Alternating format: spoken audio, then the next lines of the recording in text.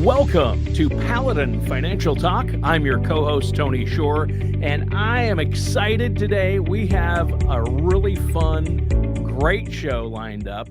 Actually, Ellie Robison, our host, has it lined up. Ellie, how have you been? I have been fantastic.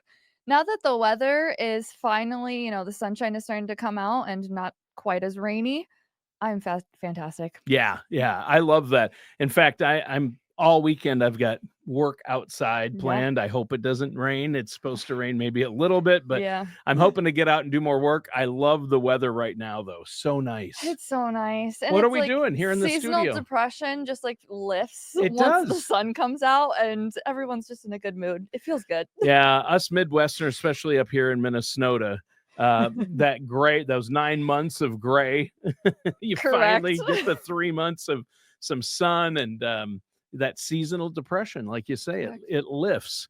And speaking of lifting, some heavy lifting, we're talking about boats today, of all things. Oh, yeah. Well, we're kicking off our summer lifestyle series officially with this first podcast recording in June here. And so every single year we like to lean into lighter topics during the whole Sure. summer. Yeah. And some of the ideas that were thrown at me a week ago, I'm like, I can't speak to these. Some of those ideas were talking about kids during the summer or home renovation projects. I'm not very handy, Tony. And so one thing that did come up though is I did recently buy a boat. And so we're going to talk a little bit more about boat financing today and how it might affect your financial plan, possibly, but we'll dive into it. Well, I love this topic that you came up with, Ellie, and I love the title of the show that Ellie came up with, Will Buying a Boat Sink Your Finances? And I'm just going to, for our listeners out there, yes. Buying a boat is probably one of the worst possible things. I'm teasing. Look at you. Give me the look. Like, look at that blanket recommendation. Oh my Tony. gosh. I know. No. And that's what you're here to set me straight and talk about that. But I will say, we both have worked with the financial company Gradient Financial, a great big financial firm based here in Minnesota and in Kansas. But the owner, who's really well respected in the financial community, been around a long time, Chuck Lucius. When I first started as director of the radio program here, Chuck, I sat down with Chuck, wanted to talk. We had a good long conversation. And I don't know how it came up, but he goes, Tony, you never need to own a boat. You just need a friend who owns a boat. Correct. And that's the best advice I've ever gotten. And then I looked at him and I said, but Chuck, don't you own a boat? And he goes, I have a couple of them. Yep. And I go, someone has to take one for the team. and I go, oh, so then you could be that friend. He's like, nope. Oh. Looks right at me. Interesting. No. Yeah, a little hypocritical, but he laughed. He knew. He has a sense of humor. He does I've have noticed. a great sense of humor for a guy who has accomplished so much and done quite well for himself. He has got a sly, funny sense of humor. Yeah, he really does. But you get such nuggets of wisdom. I mean, it's kind of like Warren Buffett have so many great quotes about finances. Chuck is like, the Warren Buffett Jr. Or the Oracle of Minnesota, right? So anyway, he told me never buy a boat. You just need a friend with a boat. But you bought a boat. I'm that friend. And we're good friends, Absolutely, right? All right. That's what Bring I your like whole family. That's what I like to hear. One thing before we do dive into the boat talk, though, I do want to give an economic update on just markets and what's going on currently in the realm of a little bit on politics, just a smidge. Sure. Just because I think, this whole summer, as we talk about lighter topics, I still want our clients to be in the know about what's going on, right? So I'm going to give you a little recap before we dive into the boat talk, okay? Okay. So I have here the S&P 500 experienced a 5.5% gain in May, which was marking its best month in over a year and a half. So this rally was largely attributed to gains in major tech stocks. However, this optimism contrasts with concerns over potential tariff hikes on steel and aluminum and looming Section 899 tax proposal on foreign investment and just some worries about the U.S. deficits. I'm sure you have been also hearing about that in the news. One of the things that I have been letting some of my clients know in recent annual reviews is the House of Representatives recently passed a significant tax package titled the Tax Relief of American Families and Workers Act of 2024, also known as the Big Beautiful Bill. I'm not sure if you've heard that coming out of Trump's mouth. He calls it one big beautiful bill. Yep. I love that. I love that. Correct. And hilarious. So this bipartisan legislation totaling to $78 billion aims to provide relief to American families and businesses. And so the legislation now is with the Senate and it remains uncertain. So this could affect taxes starting next year for us. Also, the Fed, so the Federal Open Market Committee is scheduled to announce a interest rate decision on June 18th at 2 p.m. Eastern time. And what we are kind of expecting as professionals is interest rate cuts. So if that is the case, that will affect your high yield savings accounts, your CDs, credit card interest rates, mortgage loans. They'll essentially drop. What I hear from lots of professionals in the real estate world, though, is they wouldn't foresee any rates dipping below 6% this year on loans, but it's something to be aware of because it's on the radar. And lastly, here, rising prices for domestic and international travel are causing more would-be travelers, to delay their spring and summer trips. So that has been of notice in consumer habits, and some of these travelers are just working harder to make their next vacation more affordable. Like, as you have probably seen, everything is going up in cost. So yeah, this is indicating a shift in consumer spending habits, and probably very notable for everyone. Yeah, well, that's a good recap. And I think, the market's part of the reaction is, okay, at least the House has passed this big, beautiful bill. And part of it is keeping the Tax Cuts and Jobs Act, making it permanent, which is what a lot of people wanted. And the market reacted well to that. Correct. On the other side of that coin is it's unsure whether it will pass the Senate as is. And it's getting a lot of pushback because it will add to the deficit considerably, they say. Correct. So, yeah. So we'll see. Yeah. It's uncertain, but I've just been pointing it out to a lot of my clients. I'm like, hey, just so you know, this is on the radar, because I've been preaching for years that taxes were set to, revert back to what it was prior to 2017, starting next year, 2026, and that might go away, but bigger issues might arise long term. Who knows? We'll see. All right. Just wanted to put it out there. Yeah, no, and I'm glad you're staying on top of that for our listeners and viewers and for your clients. I think that's important. And you guys watch that. So our listeners shouldn't be glued to 24-hour news and worried about these Absolutely things not. because nobody has a crystal ball. And if you have a plan in place and are working with a trusted financial professional like yourself and the team at Paladin, you don't have to worry about it. But I think we're kind of forgetting about the lead and the really big news. You bought a boat. On poor consumer spending habits, correct? You bought a boat. Our financial advisor bought a boat. Should we be announcing this Correct. on the show, Ellie? Is this really... I think it's fair. It was very much a personal decision. So Sure. We're going to get a little personal here. I ended up, splitting it 50-50 with my significant other, my boyfriend. And so we ended up buying a used boat. It was not new. And we bought it off of this boat was only a one-time owner, and it's 25 years old, but it was fantastically maintained. He was an engineer, and you can just tell that he cared about this boat. He maintained it extremely well.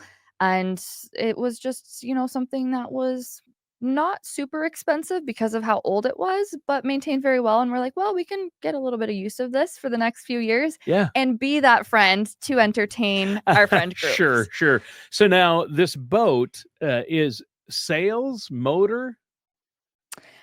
So it is a speedboat. Oh, a speedboat. Yes. So you could pull like a tube behind it. Correct. Or whatever. Correct. An inflatable behind it. Correct. And then take a sharp curve and flip your friends We off can and watch absolutely them do that. just destroy them. I think we're starting to become old enough where we don't want to do that, though. Like, I'm kidding.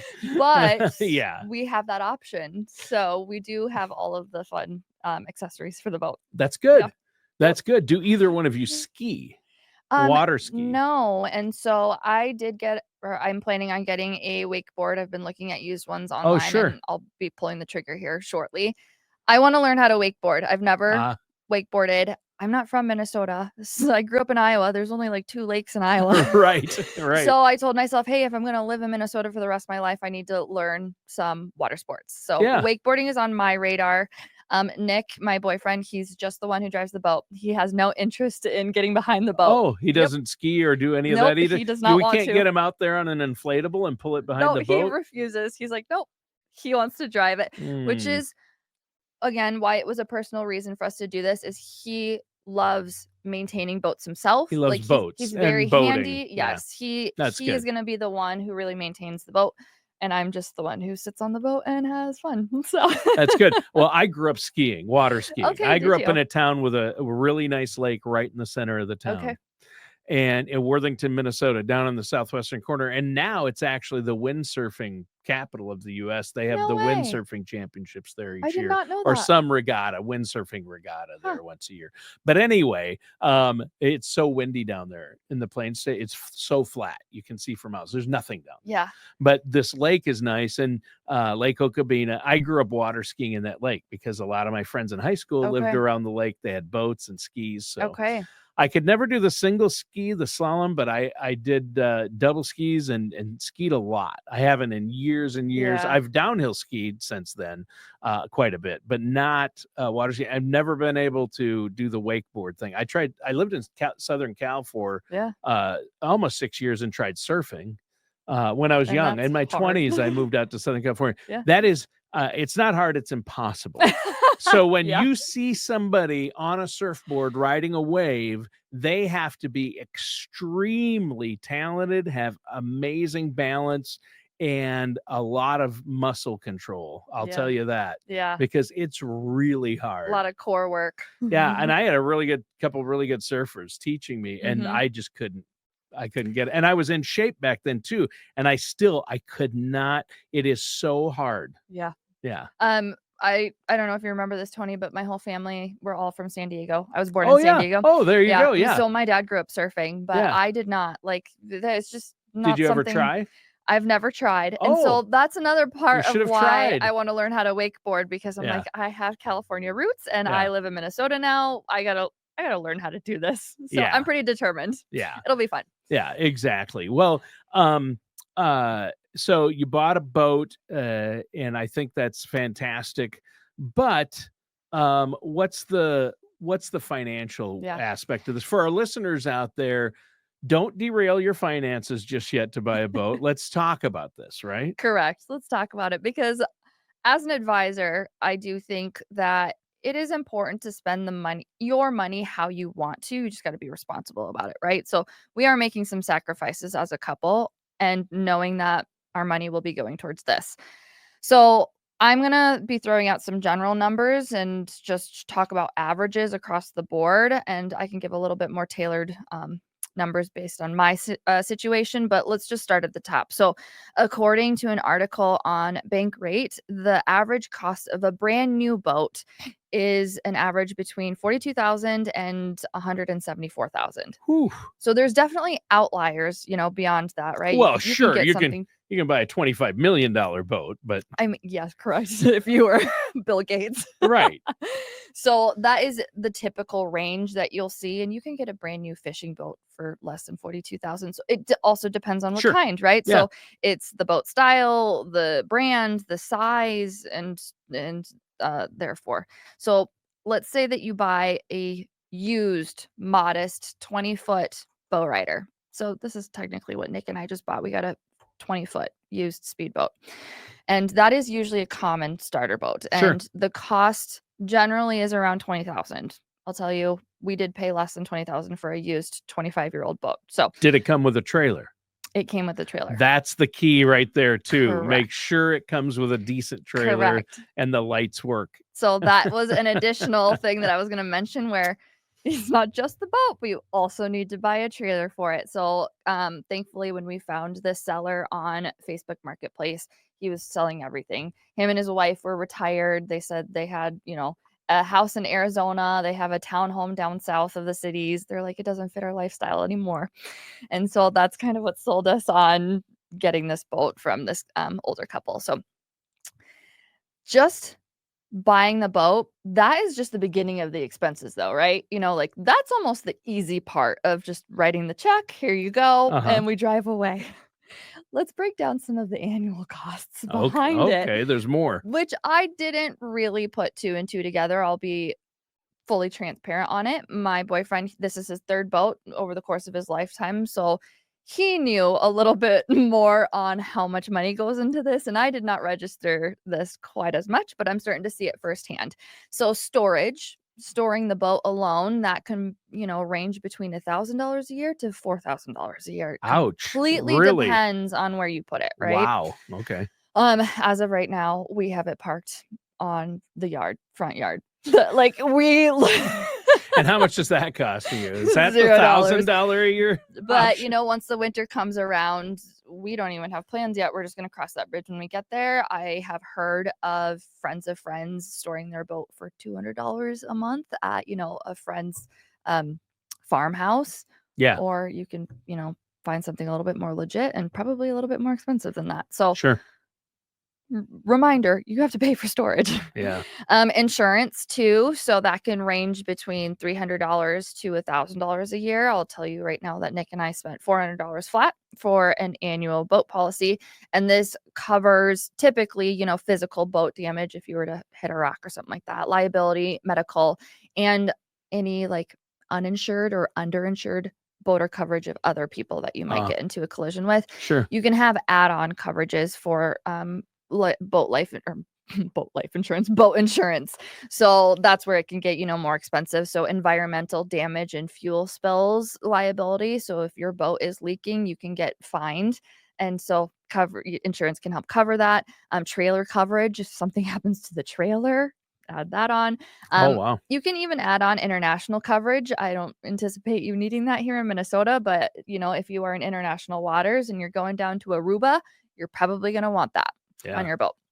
So insurance was another thing. Maintenance and repairs. I have written down here 1,000 to 2,500, but I am anticipating that is on the conservative end, especially with an older boat.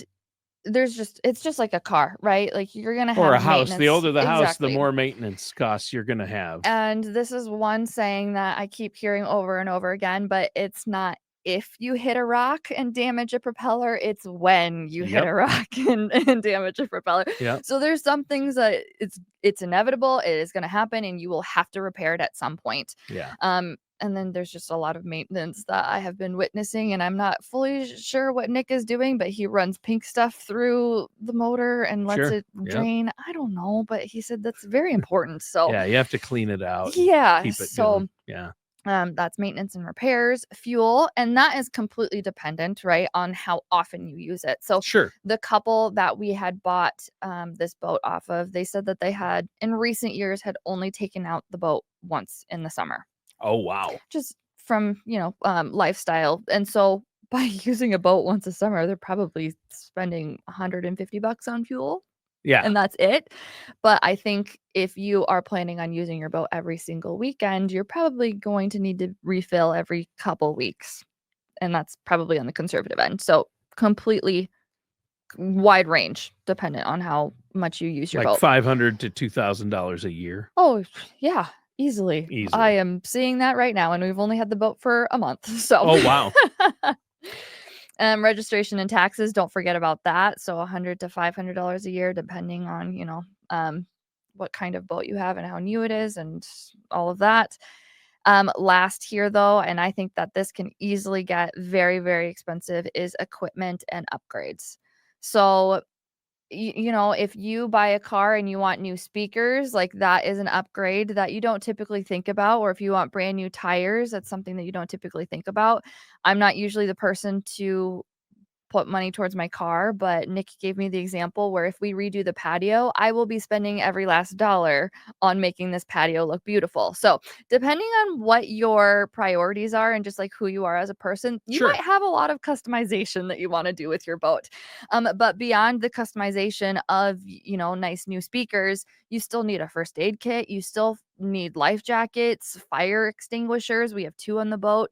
extra rope apparently is very, very important that you need to have, and just backup pieces in general, like the propeller that I was talking about. So we already have a backup propeller in Sure. the Yeah. garage.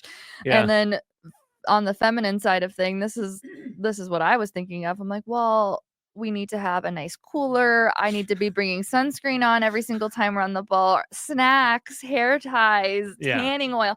So I do have my boat bag with me today. Oh, look at that. You've got your very own boat bag. My boat tote. And it says It advisor does on it. say advisor on it.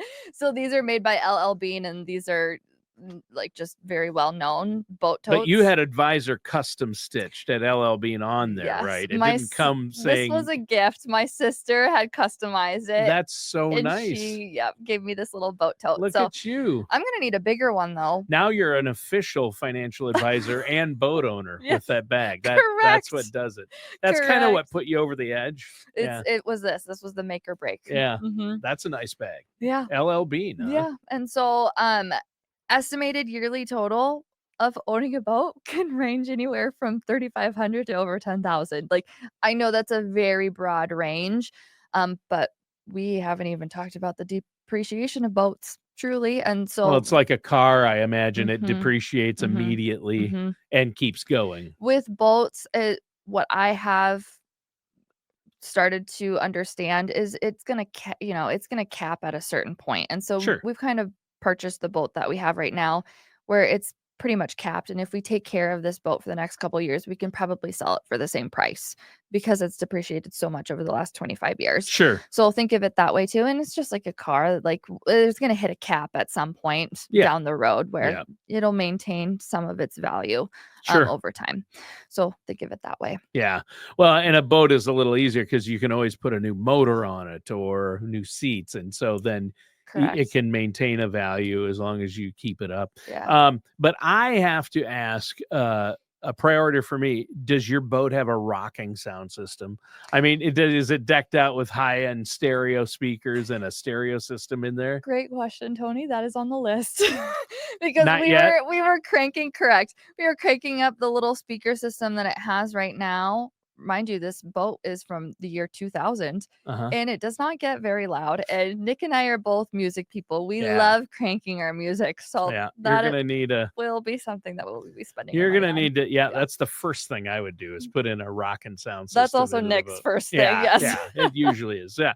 Well, so bottom line, is it worth it? If somebody Yeah. out there is thinking, "Man, I've been thinking about buying a boat," is it worth it? Yeah.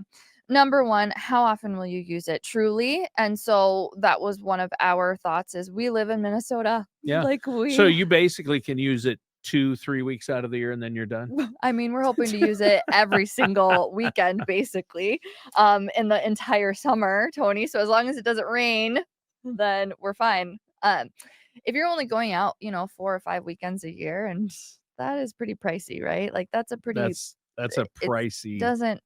doesn't add up. So No. divide $10,000 in a year, and it costs, if you only take it out 5 days in a year, that's what you're paying $2,000 a day just to take that boat out 5 Yeah. times a year. Wow. So think about it that way. How often are you truly going to use it? And I think I already mentioned this is, do you live near water? Like how easy is it to get your boat into the water? So we ended up purchasing a private boat launch thing at White Bear Lake. So you can use the public launch, or the private launch was very inexpensive for the summer. So that's what our plan is. It's just an easy 15-minute drive, and we go over to White Bear and we put our boat in, and then our friends meet up with us. So Fun. living near water is also huge because, I mean, you think about all the driving. If you're taking your boat up 2 hours north to go to Mille Lacs, that time adds up, and that Yeah. is not going to be quite so. And there's some easily weekends you're accessible. not going to want to make that drive and spend all that Exactly. time when you only have 2 days. Exactly. But if you're close to water, then you can take it out every weekend. Exactly. Right? Yeah. Makes sense. I mean, and then last is, do you love maintenance like that? So no for me. I mean, they require constant care, and so cleaning, winterizing, repairs, it's kind of a hobby. It's not just a toy at this point. And so Nick and I have tried to split up, duties of the boat. I am more in the cleaning mode of it, Mhm. and he is going to be maintaining it with repairs, and he's a little Sure. bit more hands-on with that. So all of those things I think is what you need to think about if you are possibly going to buy a boat. Sure. One thing that we had considered too in this boat purchase is it has been a shift of entertainment cost for us, right? So we were huge on going out to restaurants and, going out to have drinks with friends. And we had this conversation before pulling the trigger is we are shifting that now to the boat. And we say, okay, if we're, deciding on whether we want a date night, like we're going on the boat, like in the summertime, like Yeah. that is the plan. And if any friends want to come hang out with us, hop on our boat. We're not going out to Yeah. XYZ brewery. Sure. So Yeah, that makes sense. Shift priorities, shift where you're spending your entertainment dollar or Correct. some of your money. That makes perfect sense to help Correct. pay for it. But here's my question. So let's say you love boating or you want to consider a boat, but like me, you're scared away. You're scaring me with all these costs and how much when Yeah. you look at it a year, not just the purchase price, but then what it's going to end up costing you every year. Yeah. So let's say that scares you off. So you're into boating, but not the ownership or the costs. Are there alternatives? Absolutely. And so a couple of our clients, they have boat club like subscriptions that they are a part of, and they pay a monthly fee to reserve a boat whenever they want it, essentially. And so there's no maintenance, there's no storage headaches. But what I usually see is there's entry fees for these kind of subscriptions, and there's usually like 12-month contracts, is what I've seen. Sure. I haven't explored that very much, so I don't know what other kind of models there are, but that's what I've seen around the Twin Cities area. So boat clubs is number one. I didn't know about that. Yeah. Yeah. That's cool. Rentals in general. So one Minnesota-based company, they're called Fractional Toys, and they're yep. You've heard of them? Oh yeah. Yep. So they allow you in your rental subscription to reserve boats, motorhomes, ATVs, snowmobiles, like a bunch of different toys, so you don't have to own them. And so those are really easy. You like pay for points, and then you use your points towards whichever kind of vehicle that you want to reserve for the weekend. And then also there's peer-to-peer apps. So Get My Boat is one, and Boat Setter is another popular one when I did a little bit of research on this. And think of it as like Airbnb for boats, right? So there is a private owner, and they're putting it up for rental to another individual. Yeah, there's a schedule like an Airbnb where they're not using it or somebody else isn't using it. Correct. And, it's available this weekend. I can use their boat for that weekend. So That's there's a good options there. And then last is charters. You could just hire a captain and a boat for the day, and there's no work for you required. Like you don't have to drive it. And so kind of like a party bus you rent. Exactly. Or a rental car. Yeah. So I've only experienced that for more, event type settings for bachelorettes, and Sure. I want to do that when I go visit my parents next time I see them out in San Diego. We haven't gone out on a boat in the ocean in a very long time, so I was thinking about hiring that would be fun. a charter and just doing like a little family night. So yeah, those are going to be your options if you don't want to actually own a boat. Is you do have access to them if you want. Sure, that's good. Or a friend with a boat. Correct. Yep. Add that to the list. A Chuck. Find a friend. Yeah. Find a friend. Yes. So to recap it for us before we go. I mean, so if you spend a lot of time on the water and you have the money and time to maintain it, and you value the lifestyle more than the dollar cost, then owning a boat might be worth it for you. If none of these sound like you, then do not buy a boat, please. Right. And if you don't, if you can't financially swing it, right? I mean, obviously, you don't want people out there tapping in. You didn't go to your 401k or your retirement accounts and take out money to buy a boat. Correct. That would be a mistake, right? Huge mistake. Please don't do that.